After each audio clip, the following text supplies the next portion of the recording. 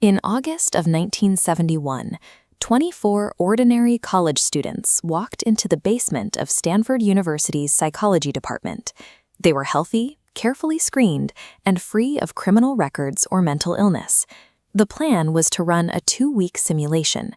Their specific assignments inside that basement were decided purely by a rand-out warning that designated prisoners were arrested at their actual homes, handcuffed, and detained by real Palo Alto police officers. Once transported to the mock prison, the physical transformation of the prisoners began. They were stripped, deloused, and issued uncomfortable smocks.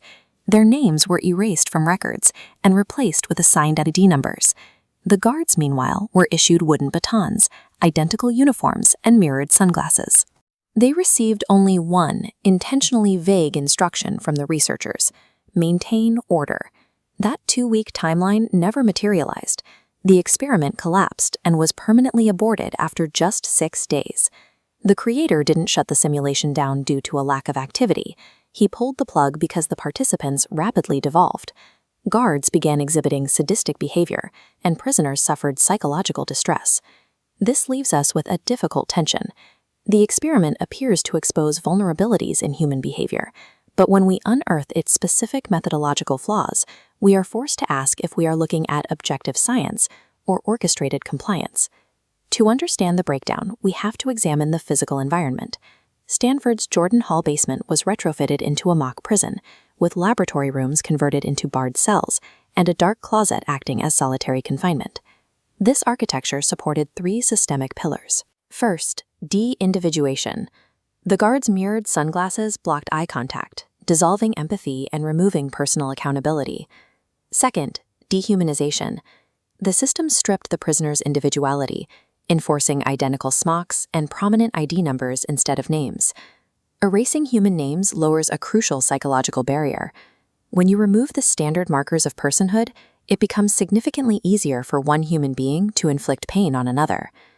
The third pillar is the diffusion of responsibility, which was driven by the lack of clear institutional boundaries. The simple mandate to maintain order functioned as a moral shield. It allowed the guards to attribute their cruelty to the requirements of the system, rather than admitting it was their own personal choice. When an environment combines absolute anonymity, dehumanized targets, and institutional cover, ordinary people are structurally freed from the burden of their own conscience. This chart tracks the behavioral escalation. Changes in the guards occurred within hours, starting with minor exercises of power like arbitrary push-ups.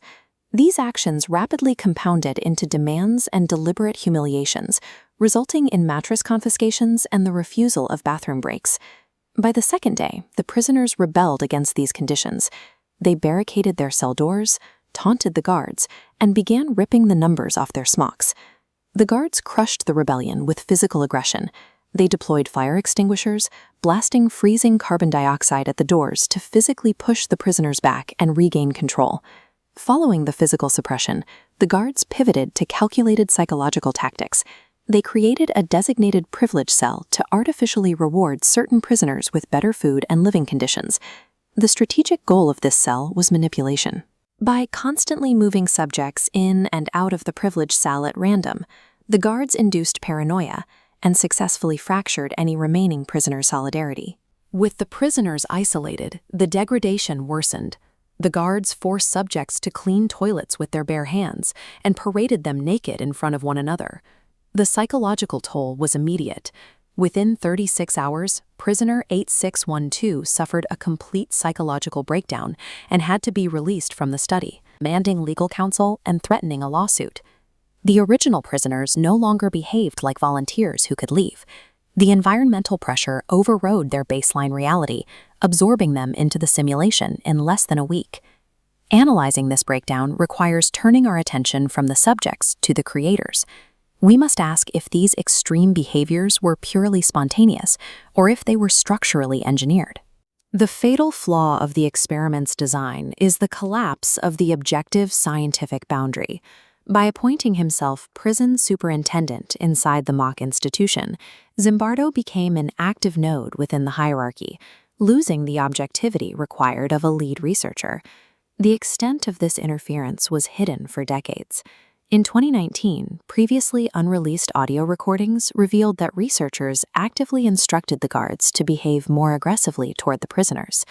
In psychology, this introduces a critical error known as demand characteristics. This occurs when subjects deduce what the experimenter expects to see and alter their behavior to satisfy that demand. Coaching the guards nullifies the study's central claim. If the guards were told to be tough, we cannot conclude that their sadistic behavior was a natural, spontaneous reaction to holding power. The study bypassed basic scientific rigor. It lacked traditional academic peer review. A sample of 24 individuals, polled from one exact collegiate demographic, is statistically insufficient for universal truths. It functioned as a researcher-directed simulation. This creates a paradox. The study's methodology was broken, yet the psychological mechanisms it attempted to isolate have been validated by history. Real-world atrocities continually demonstrate that ordinary people, given systemic cover and dehumanized targets, will commit horrific acts. We see this in the institutional abuse at Abu Ghraib. The industrial scale of the Holocaust relies on the exact variables Zimbardo documented. When a system institutionalizes dehumanization, it weaponizes deindividuation and the diffusion of responsibility. Even back in the mock prison, the most compelling proof of systemic corruption was Zimbardo himself. Consumed by his administrative role, he rationalized the escalating abuse and willfully ignored the distress of the prisoners. The institutional spell was broken on day 5 by visiting researcher Christina Maslach. She walked into the basement, observed the cruelty, and confronted Zimbardo directly. Out of more than 50 people observing the experiment, only Christina Maslach voiced an objection. She looked at a line of boys with bags over their heads and refused to accept the institutional logic. This choice, to maintain one's own perception when 50 others have surrendered theirs, represents the specific form of heroism Zimbardo would spend his later career studying. It is the active decision to see clearly and choose differently when a system pushes in the opposite direction. These environmental pressures apply to all of us. They activate anywhere individuals hold power, over employees, over students, or subordinates who rely on the system and cannot easily say no.